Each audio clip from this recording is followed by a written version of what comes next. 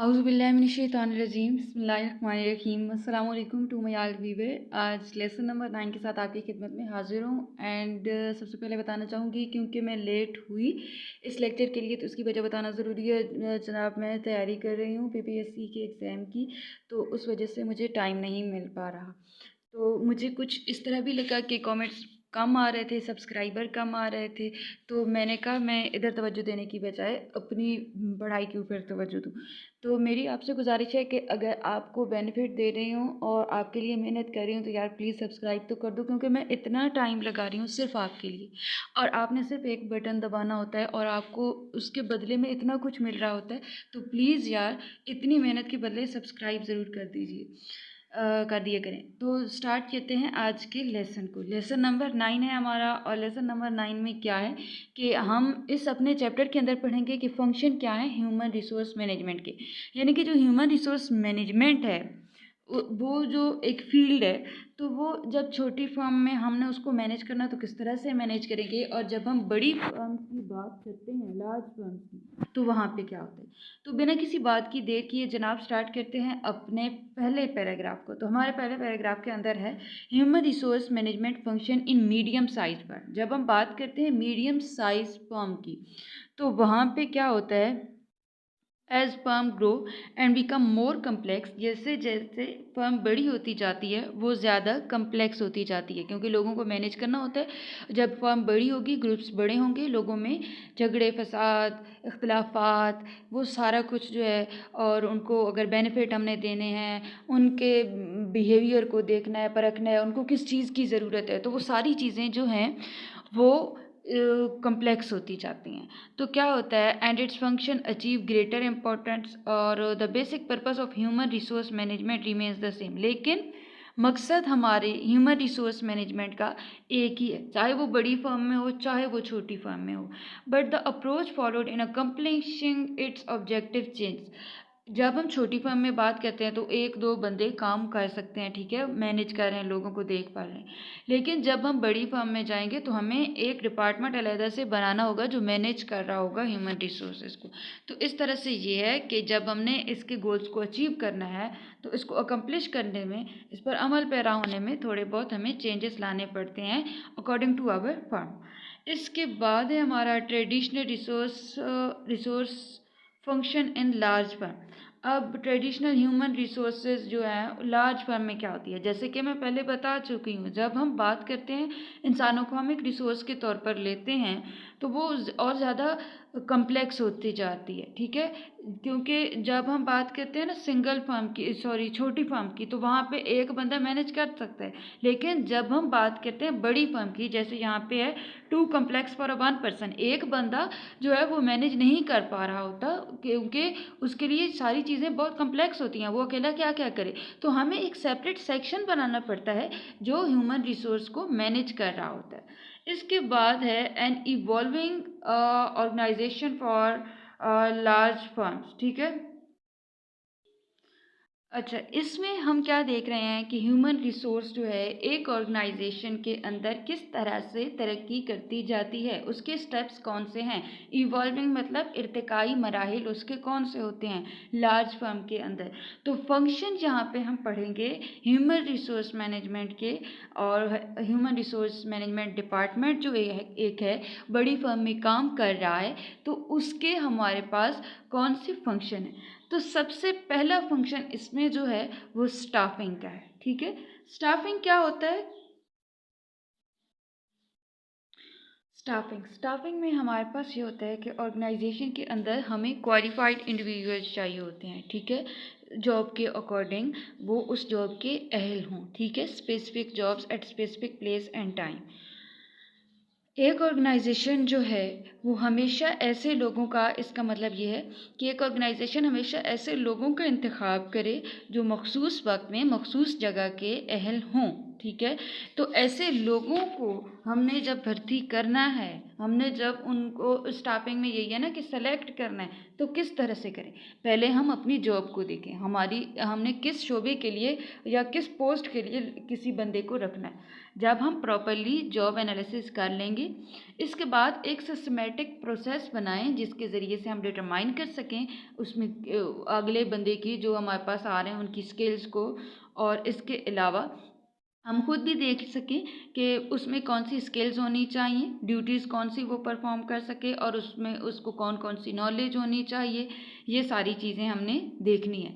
तो HR department जो है उसको चाहिए, बेसिक पर्पस इस पैराग्राफ का यही है कि ऐसे लोगों को हम अपने इसके अंदर रखते हैं, ऑर्गेनाइजेशन के अंदर, जो अहल होते हैं, जिनके अंदर उस काम के मुताबिक जो है उसको लेकर सलाहियतें होती हैं। तो वो सारा कुछ है इसमें। आगे हमारे पास आता है ह्यूमन रिसोर्स डेवलपमेंट। डेवलपमेंट में ये है कि अगर हमारे पास, ये भी एक इम्पॉर्टेंट फंक्शन है, ठीक है। जब हमारे पास एक अलग डिपार्टमेंट है हमारा ह्यूमन रिसोर्स मैनेजमेंट का, बड़ी फर्म है, और वहाँ पे हमारे पास जो हमारे एम्प्लॉय हैं, अगर उनमें लैक ऑफ स्किल है या उनको कहीं पे डेफिशिएंसी आ रही है, तो हमारे पास एक ऐसा माहौल हो कि हम उनको ट्रेनिंग दे सकें, उनकी इस्लाह कर सकें, और individual career planning and development activities and performance appraisal method हो। यानी कि जब हम दूसरों को सराहेंगे तो हमें अच्छी परफॉर्मेंस जो है वो देते रहेंगे। इसके बाद हमारे पास आता है कंपनसेशन देने चाहिए, बेनिफिट देने चाहिए। अगर हमने बड़ी फर्म है, उसमें ज़्यादा एम्प्लॉय हैं, हमने सबको अच्छे से रखना है ताकि वो खुश रहें और हमें अच्छा जो है वो आउटपुट दें, तो हमें उनके आराम का, उनके ख्याल का, उनकी ज़रूरियात का ख्याल रखना होगा। और ये सारी चीज़ें आती हैं कंपनसेशन और बेनिफिट के ज़मरे में। तो इसमें पहली चीज़ है पे, the money that a person receive for performing a job, कि हम अच्छी पे दें उसको। बेनिफिट एडिशनल फंक्शन रिवॉर्ड्स, यानी कि उसको कुछ एक्स्ट्रा जो चीज़ें हैं वो, मतलब अगर वो बीमार है तो उसको छुट्टी दे दें सिक लीव के लिए। ये नहीं है कि आपने छुट्टी नहीं करनी, हर हाल में आना है। तो इसके अलावा है मेडिकल इंश्योरेंस हो, आपके डिपार्टमेंट में कोई काम कर रहा है तो आप उसको कार्ड बने होते हैं, हेल्थ कार्ड, जिसकी वजह से उस फर्म के एम्प्लॉयज़ का जो है मुफ्त इलाज हो जाता है या उनको कुछ ना कुछ सहूलत मिल जाती है। तो ये सारी चीज़ें। इसके बाद नॉन फाइनेंशियल रिवार्ड उनको मिलने चाहिए। ओके, इसमें पैसे को लेकर नहीं, बल्कि कुछ एन्जॉयमेंट वगैरह होनी चाहिए, कुछ अच्छा माहौल होना चाहिए, कुछ थोड़ी बहुत तफरी होनी चाहिए। तो ये सारी चीज़ें आती हैं नॉन, अच्छा जी, फाइनेंशियल रिवार्ड्स में। ये सारी चीज़ें हो गई कंपनसेशन की भी, बेनिफिट की भी। आगे हम चलते हैं तो सेफ्टी एंड हेल्थ, जो मैं पहले बयान कर चुकी हूँ।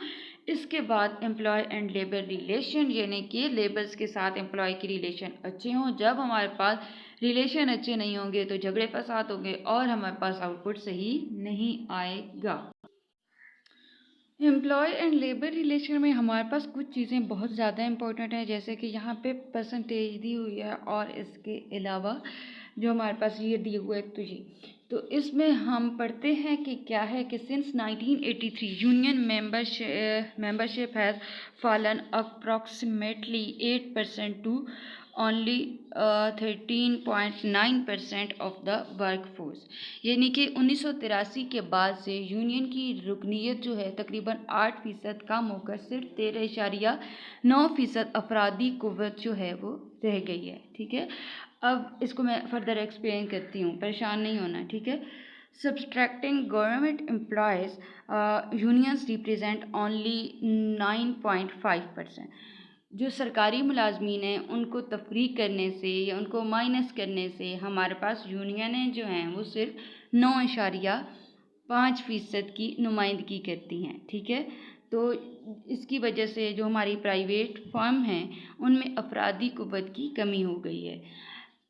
अब ये सारी चीज़ें आपको थोड़ी सी मुश्किल लग रही हैं, तो मैं आसान लफ्ज़ों में बताऊं कि जब हम बात करते हैं 90s के दौर की, तो वहाँ पे हमारे पास क्या होता था, हमारे पास यूनियंस होती थी जो फर्म्स की नुमाइंदगी करती थी। यूनियंस के लोग जो होते थे वो गवर्नमेंट से अपनी चीज़ें मनवाते थे, तमाम फर्में इकट्ठी होती थी, अपने हकूक़ के लिए बोलती थी।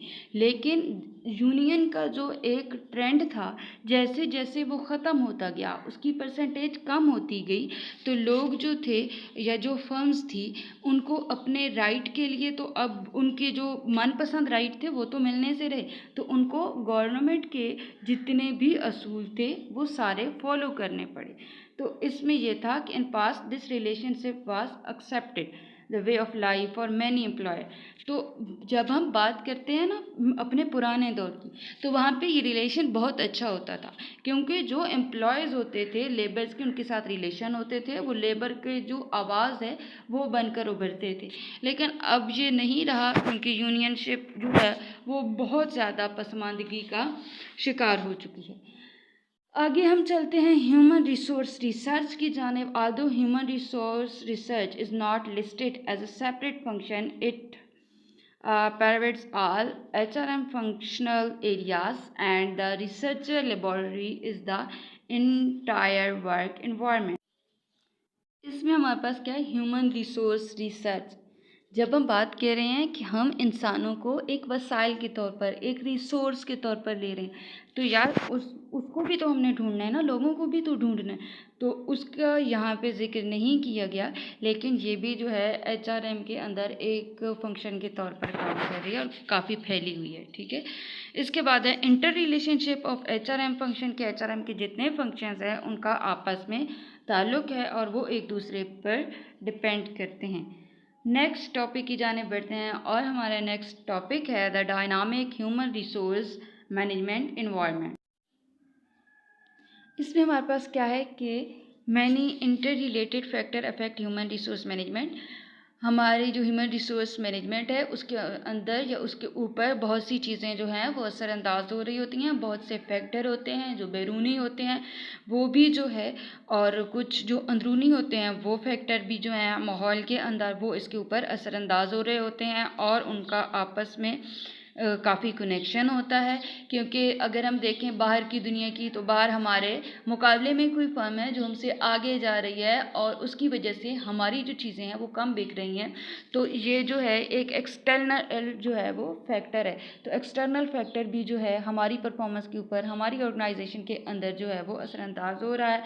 तो हमने क्या करना होता है, हमने कोशिश करनी होती है कि हम इसको अच्छे तरीके से मैनेज करें, और जब ये चीज़ें बहुत ज़्यादा हो जाती हैं तो इनको मैनेज करना जो है वो काफ़ी मुश्किल हो जाता है। ये चीज़ बताई गई है हमारे इस पैराग्राफ के अंदर। इसके बाद हमारे पास आ रहा है एक्सटर्नल एनवायरमेंटल फैक्टर कौन से हैं, तो ये बहुत ही आसान है।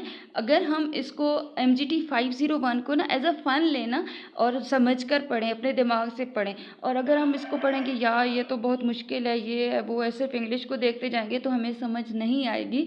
तो आप वैसे खुद अपने दिमाग को यूज़ करके अगर देखो ना, एक्सटर्नल एनवायरमेंटल फैक्टर कौन से हैं, बाहर की दुनिया से हमारे ऊपर कौन सी चीज़ें जो है असरअंदाज हो रही हैं, तो लेबर फोर्स हो रही है, लीगल कंसिडरेशन है, यानी कि कुछ कवानीन है, कुछ ज़ाब्ते हैं जिनको हमने फॉलो करना है। अगर वो कम्प्लेक्स होते जाएंगे या कोर्ट कुछ ऐसे डिसीजन ले रही है जो हमारे लिए अच्छे नहीं हैं या हमें मुश्किल लग रहे हैं, तो वो चीज़ों को एग्जीक्यूट करने में हमारे लिए जो है वो बहुत मुश्किल पेश कर सकते हैं। सोसाइटी हमारी जो है वो भी एक एक्सटर्नल एनवायरनमेंट है जो हमारे काम के ऊपर असरअंदाज हो रहा है, हमारी फर्म के ऊपर असरात मुरतब कर रहा है। इसके अलावा हमारे पास यूनियन है हमारी, और इसके अलावा शेयर होल्डर जो हैं, इसके अलावा कंपटीशन हमारा चल रहा है, इसके अलावा हमारे कस्टमर हैं, हमारी टेक्नोलॉजी है। जैसे जैसे हमारी टेक्नोलॉजी चेंज होती जाएगी, हमारी जो टेक्नोलॉजी जब चेंज होगी और हमारे पास ओल्ड वर्कर होंगे तो उन्हें काम करने में बहुत ज़्यादा मुश्किल होगी, या हमारी मशीनें बहुत महंगी हो गई हैं, हमने उनको लेना है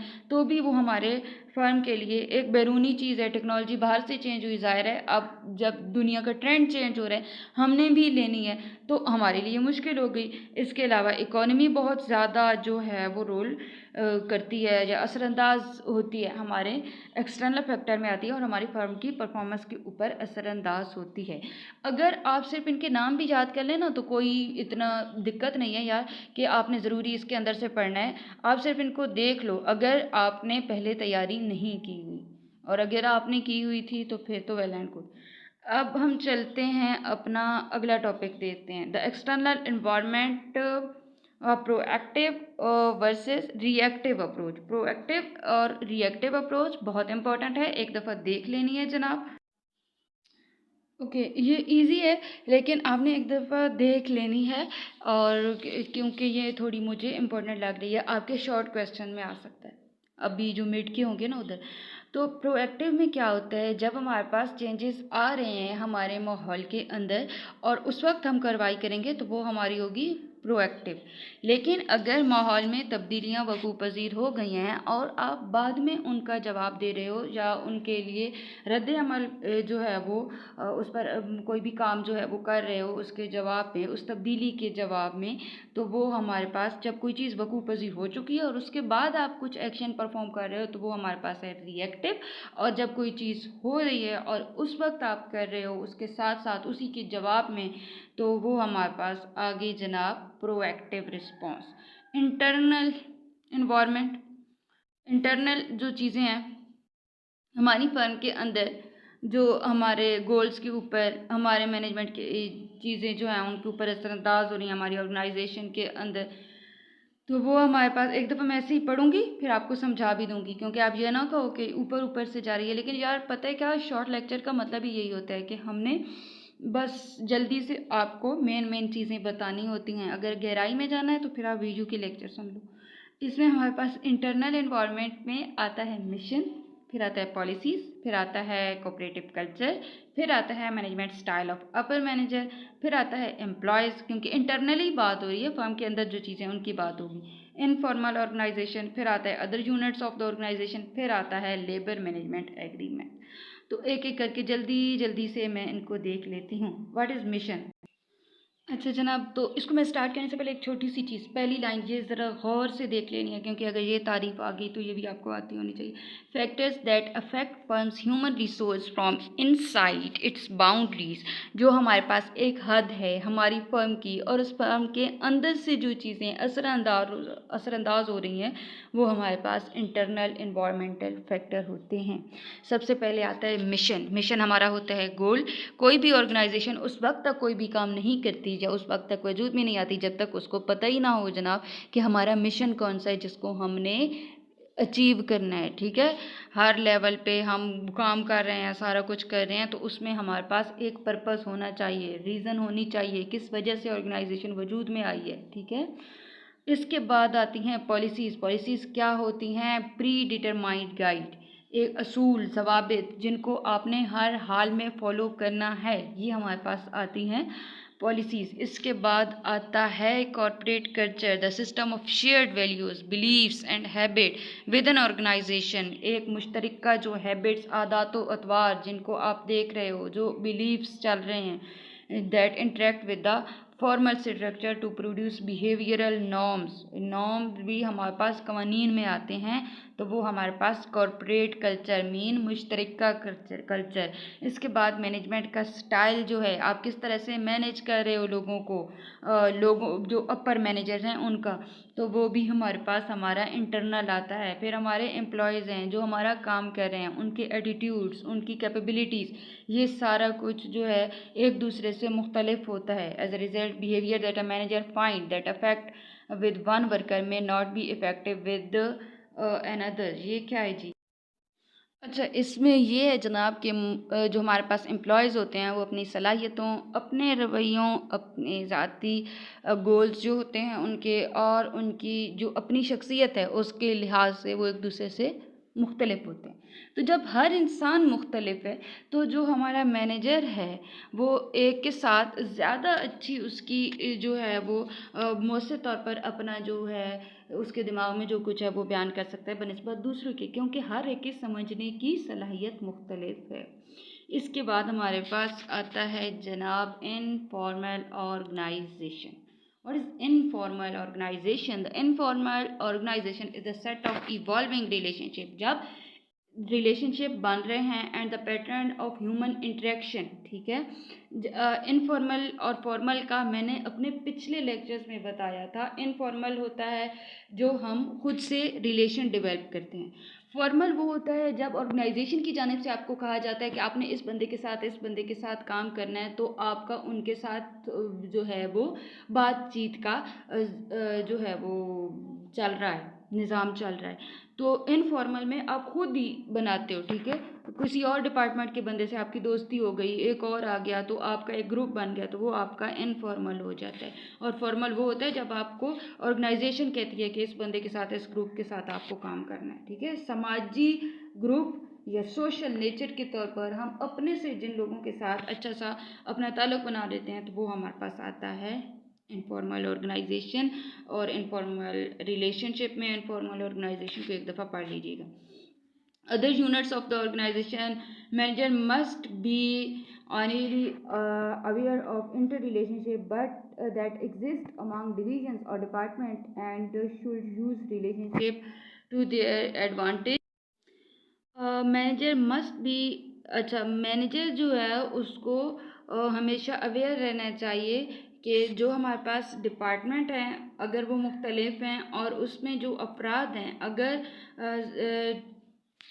उनका आपस में ताल्लुक़ है, तो वो हमने देखना है। सोशल नेचर के तौर पर अगर लोगों का आपस में मेल जोल हो रहा है, उनके गैर रस्मी ताल्लुकात हैं, और ख़ुद भी मैनेजर को चाहिए कि सिर्फ अपने डिपार्टमेंट को लेकर ना चलता रहे, दूसरों से भी अच्छे ताल्लुकात जो हैं, गैर रस्मी ताल्लुकात मतलब फ्रेंडली नेचर का होना चाहिए, और दूसरों से जो है वो उसके अच्छे ताल्लुकात हों। Labour management agreement, upper management typically negotiate labour management agreement.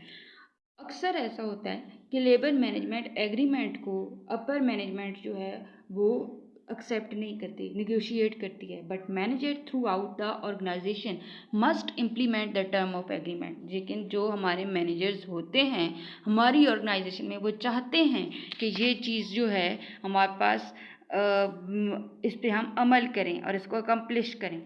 इसके बाद है मैनेजिंग द डाइवर्स वर्कफोर्स। फिर आ गई जनाब डाइवर्स वर्कफोर्स। पिछले लेक्चर में बता चुकी हूँ हमारे differences among people, among age, among functional speciality, profession, geographical origin, lifestyle, और ये सारी चीज़ें हमारी वर्कफोर्स डाइवर्सिटी हैं।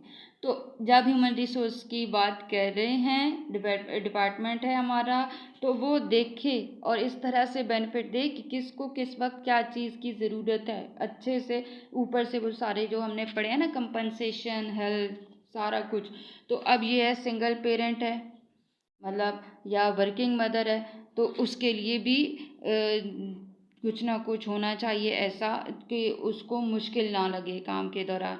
और वुमेन इन बिज़नेस, तो पहले औरतें इतनी ज़्यादा नहीं रखी जाती थी और आजकल ज़्यादा रखी जा रही हैं, किस रेट से रखी जा रही हैं, ये एक दफ़ा जनाब पढ़ लेना है।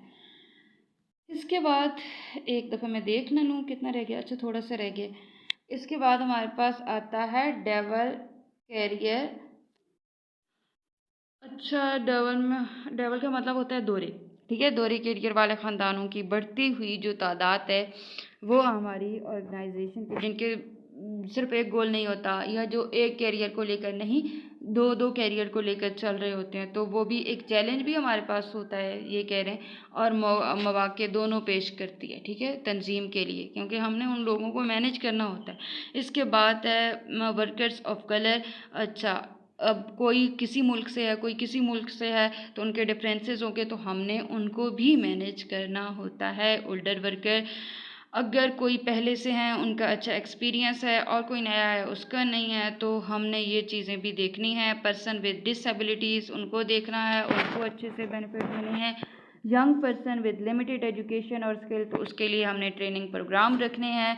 और इसके बाद एजुकेशनल लेवल ऑफ एम्प्लॉयज़ है, और उसके बाद है कॉरपोरेट कल्चर। ये मैं पहले भी डिस्कस कर चुकी हूँ। उम्मीद है आपको लेक्चर की समझ आ गई होगी। मिलते हैं अगले लेक्चर में, इजाज़त दीजिए, अल्लाह हाफ़िज़।